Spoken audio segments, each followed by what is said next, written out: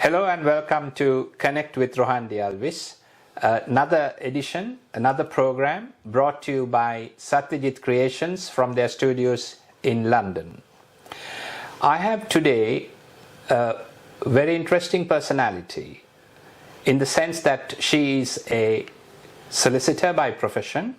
However, whilst being involved in the law as a busy practitioner, she has been and continues to be a Sri Lankan artist in singing and Kandyan and low country dancing. She is multilingual as well. We'll come to all of that. A very warm welcome, Sayuri, to this program. She is Sayuri Serasinghe, a solicitor. Sayuri, tell us a little bit about your background, because you're a young lawyer, both in age and in experience as well, maybe about 4 or 5 years in practice now. Yeah. So welcome to this program, but just walk us through about your childhood and say up to the level of university, etc. Yeah. Then we can talk further. So I was born in Sri Lanka, but Tati was actually in Japan when I was born. He's an Ayurvedic doctor. He was doing his PhD, and Ammi joined him with me when I was 5 months old. So we lived in Toyama in Japan for 5 years, and then we returned to Sri Lanka, and I had my primary education up to year 9. In Sri Lanka. I went to St. Lawrence's School in Velavatta, and then we moved here again. Tati had a postgraduate, so he went to King's College to do that postgraduate, and we moved here and decided to stay. Stay on. Yeah. I went to school in Essex, and then went to King's College London. Just like your dad? Just like my dad. Yeah. Studied biomedical science. My intention was to do medicine. Hold on, I have to interrupt you. I have this habit of interrupting people halfway through. But you did bioscience or biomedical science on your way to becoming a doctor. Yep. And then you are a lawyer. Yes. Well, yeah, okay. Explain, but yeah. So, I mean, both my parents are Ayurvedic doctors, and I think most of our family friends are doctors as well. So, I don't know, maybe that, or I was always thinking when I was schooling that I'm going to become a doctor. Right. But when I went to study biomedical science, I realized... Where was this? Which university? King's College. Oh, in King's College, yeah. Then I sort of thought, is this really for me? And then in my 3rd year, I did pharmaceuticals, where there was a bit of law involved, and I really enjoyed that. So that's where, after I graduated, I did the graduate diploma for law to convert into law. That's the GDL? Yes, GDL, right. At the College of Law. And then did the LPC. Right. And a training contract. And the rest is history. The rest is history. So what area of law are you involved in at the moment? So I started off with conveyancing, and then expanded that to private client, wills, probate, that sort of thing. And now I'm moving more towards commercial property and sort of commercial financing. I see.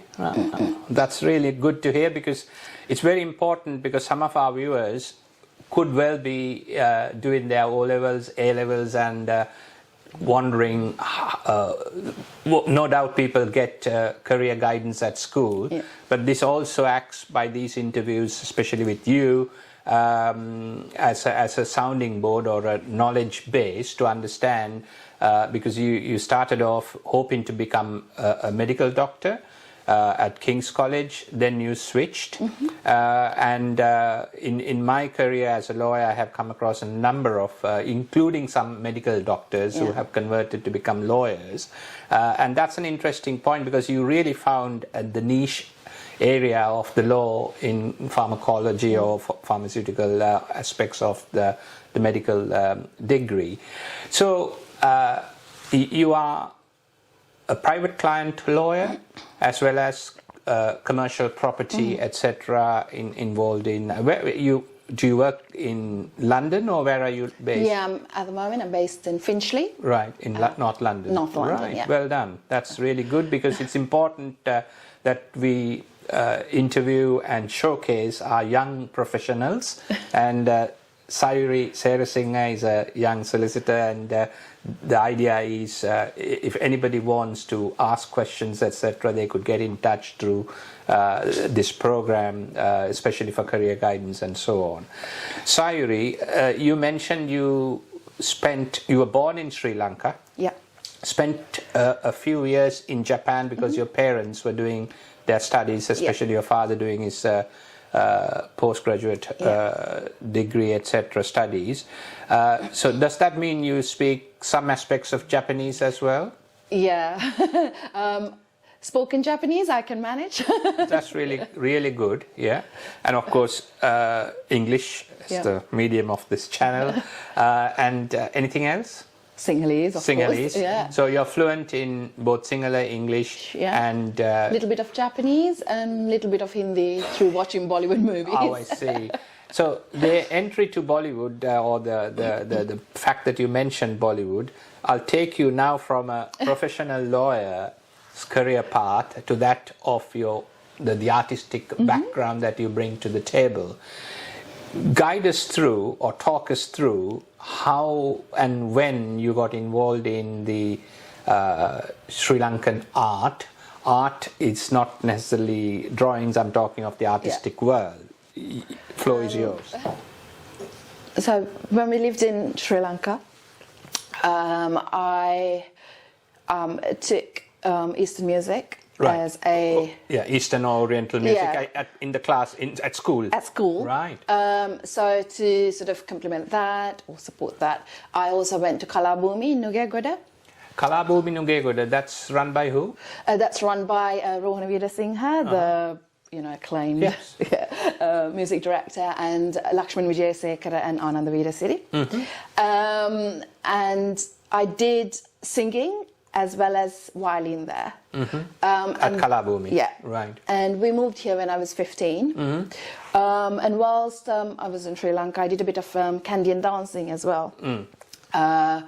With Vidyaratna, the teacher. Yeah. He was a specialist in Pathrata dancing, but they also did Udarata dancing as well. So Kalaguru Vidyaratna. Right. Yeah. And then after we moved here, Attanayakaya at Kingsbury Temple, he came to our house every week to teach me and Malli Kandyan dancing. And Malli actually did the West ceremony in London, and he was the first person to do a West ceremony in East London. There were two more of his students who did concurrent in Kingsbury at the same time. Explain that type of ceremony for our viewers. So a West ceremony is, with Kandyan dancing, you start at a very small age. So you first start with Pa Saramba, that's sort of all the steps you do with just the use of your feet. So Pa Saramba means the things with your feet, you know. Yeah. Right. Yeah, so that's sort of, gets the pupil used to the posture. And then you do the Goda Saramba. Goda Saramba. Goda Saramba, that uses hands and feet together. Right. And the Kastiramas, and then you... sorry? The Kastiramas. That's sort of like the, if we say the ending conclusion of a segment of a dance, we do a Kastirama. And then we do Vannamas and all that. But with the boys, because in the olden days, Kandyan dancing only used to be for men in Sri Lanka. Right. It was because it was more in temples that they did this. It is closely related to religion. So once they reach a certain stage, they then have a ceremony where they are... Malli actually stayed vegetarian for 3 months. All of us. This is really fascinating because, so this is like, forgive me for saying this, but like a showcasing the person, onto stage. It's a bit like in Bharatanatyam, the Arangetram. Yeah, the Arangetram, yeah. Right. But so that's called sort Vestabhima. Vestabhima, Mangala. Usually it's done in a temple, so you stay vegetarian for about 3 months, you prepare, and then in the morning you go to the temple, you sort of have, a purification bath, and you get blessings, and they keep the Vestattua at an auspicious time, and then they do the first dance, which are taken from the Kuhumakankari. So, Kuhumakankari, I mean, you're mentioning a number of Sinhalese names which are very important. I mean, this is your knowledge, and I'm very impressed as a young person. You know all of this and share it with all of us. So, the West Thabime Mangalya, you said. So it's a sort of a celebratory event. Yeah. So the equivalent sort of that. a rite of passage, I would say. Rite of passage. Yeah. So that's sort of it is a graduation, not in a way that we would do at a university here, but in a traditional sense. They have graduated in Eastern Sri Lankan sense, Eastern values, as opposed to Western values. Yeah. So your brother did all of that? Yes, he did here, and then music-wise, I joined Bharatiya Vidya Bhavan in West Kensington. That's a sort of a cultural school run by the Indian community. They do Hindustani music and Carnatic music, as well as Bharatanatyam and Kathak, and various languages. So I did Hindustani music there, where I was able to carry on my sort of music learning. I did in Sri Lanka and did up to Visharada Part 1 there. Oh, congratulations. So I should have introduced you as on her way to becoming a Visharadi. So you have completed your first part of the Visharada. Yeah, so there's Part 1, Part 2. So. Right. So are you on course to complete the Part 2, or are you sort of engrossed in the law now? Actually, yeah. The problem is with the work life coming in, it's sort of very hectic, as you know. We start at about 7, 8 o'clock in the morning, and then come home about 7, 8 o'clock. So it's been a bit difficult to incorporate that again. And then weekends, I run a dance school now. Oh, right. So this is a Sri Lankan dance school? Yes. Right. Where is that? At home. Right, I see. For the sort of local community kids, we have a temple, which is the Ilford Buddhist Vihara, and mainly the kids are from. So it's the Ilford Buddhist Vihara. The children who come there come to you for the community kids. So basically, again, explain to us the Sri Lankan dance that you teach. Is it? I mean, my understanding is that there is Udarata Kandyan dancing, Low Country or Patharata dancing, and a few other variations. Of course, that's from within the Sinhalese community. So which area of dance do you teach the children? Mainly Udarata dancing or Kandyan dancing, and when they progress, then I introduce Patharata dancing as well, Low Country dancing, and then incorporated into that, like you said, there's various folk dancing that comes into that as well.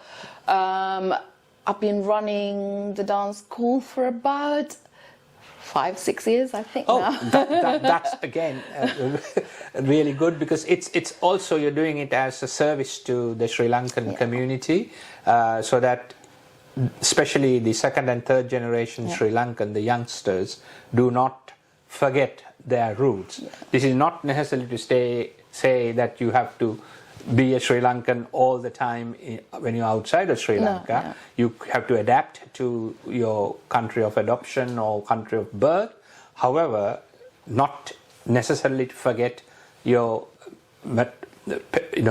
values that you come from.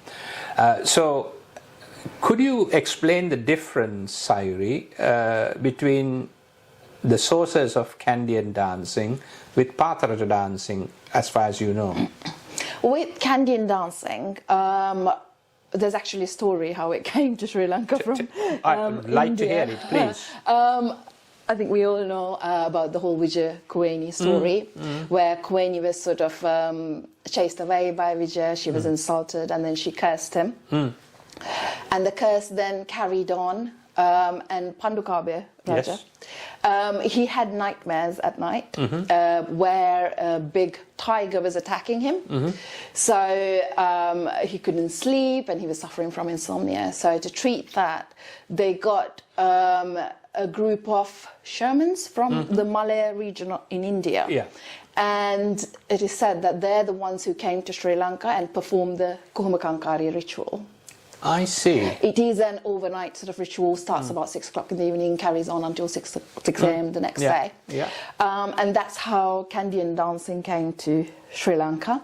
And the main dances come from Kuhumakankari, so you have the Mangalam, where the variations of it or the modernizations come as various puja dances.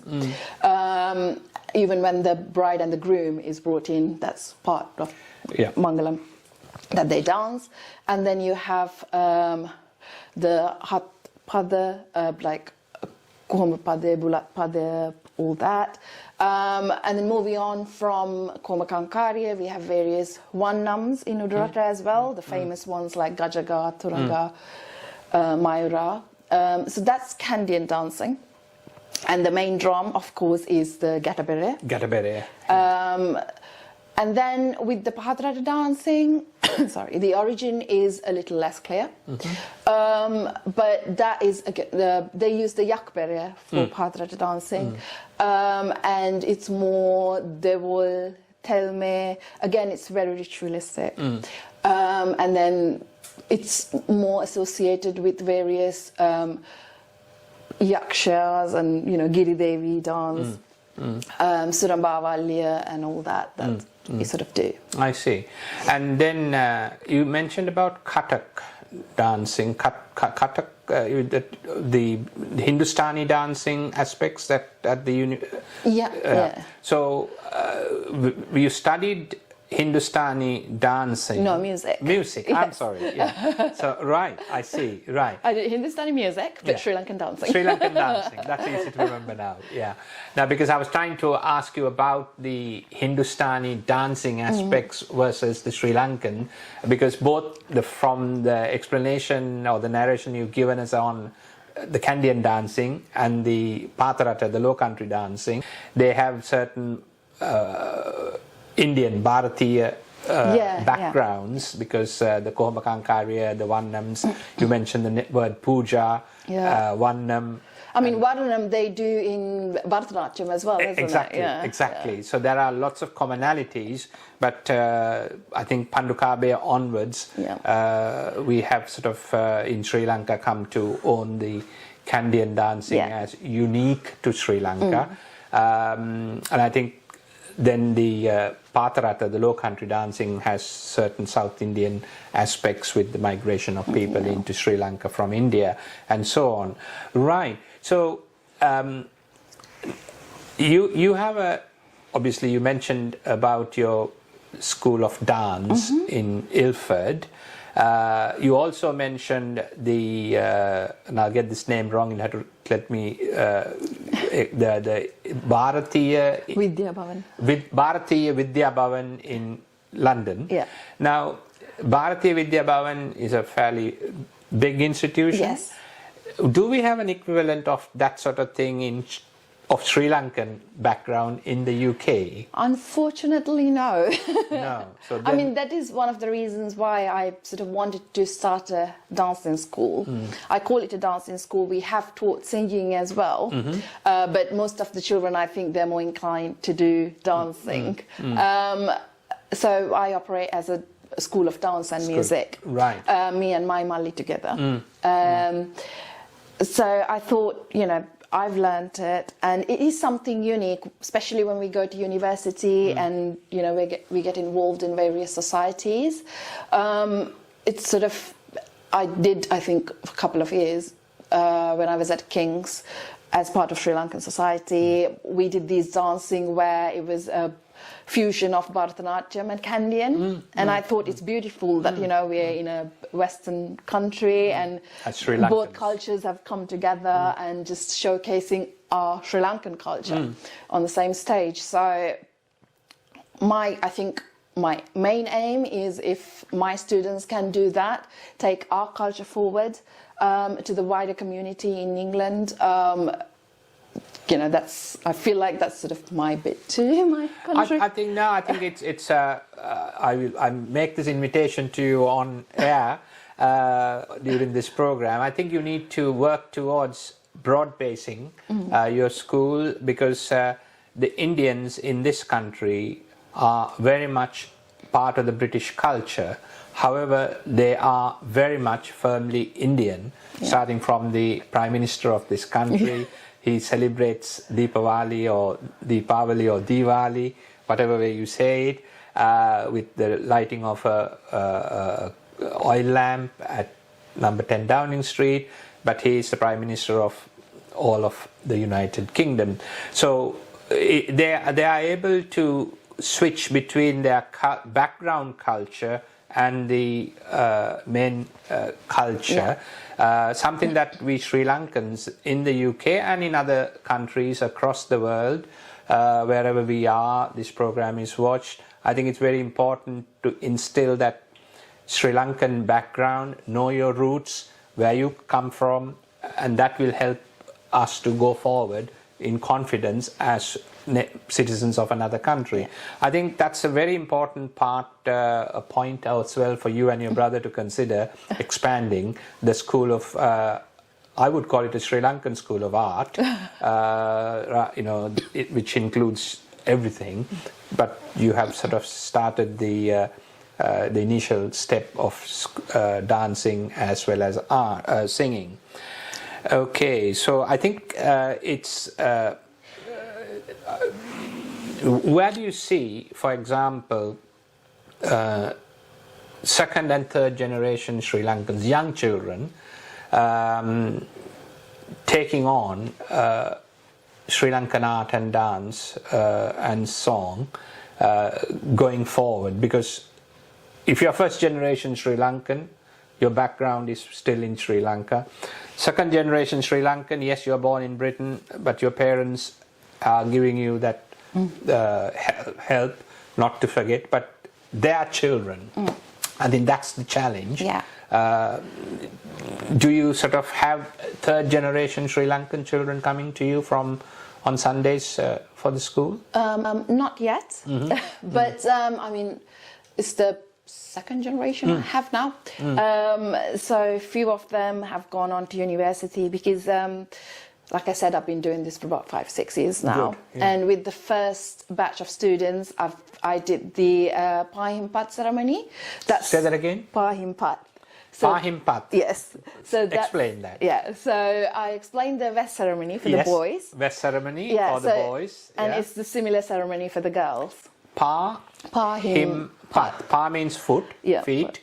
Him means himikam. I would think so. Yeah, ceremony. Yeah. So, feet on the ground ceremony.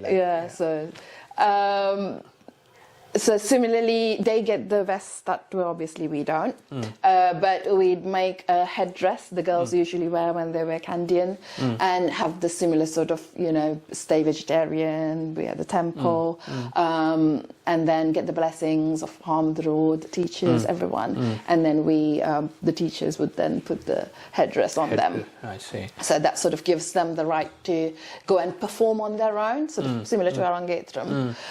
So I did that with 7 girls. Right. We had a concert as well. This was about 2 years before COVID hit us. And then some of them have now gone on to university. And they're now participating in various, like I said, the society performances. At university. Yes. Yeah, so taking that forward. Actually, one of the children said to me, Aki, I'm going to send my children to you as well. So that's encouraging. That's the encouraging aspect, yeah. Yeah, so they have that, sort of feeling we want to teach our kids one day the same thing. So that's the sort of the future I'm aiming for. Very good. My best wishes and hope it all works out for you as well as for our Sri Lankan children, the younger generations. And so from the point of view of Sayuri, the person, the individual, I'm doing a 360-degree one, starting from school, profession, and then the contribution to art. Which do you prefer, singing or dancing?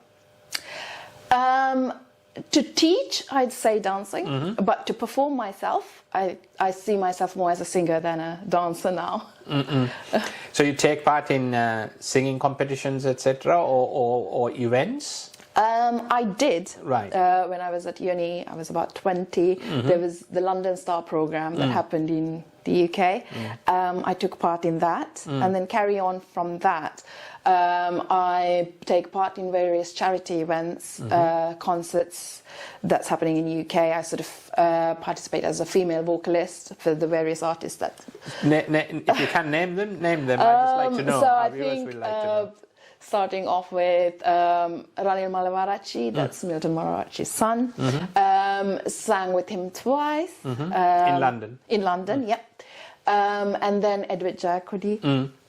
And then T.M. Jayaratna and Dr. Victor Ratnaik as well. Of course. I was very lucky to have that opportunity to sing Pemla Savahena with him on the same stage with him. So, well done. Yeah, I'm sometimes lost for words, and this is one occasion because you're a fellow lawyer, but you have excelled in addition to being a lawyer in Sri Lankan art, and you have sung on public stage as a female vocalist with distinguished Sri Lankan singers.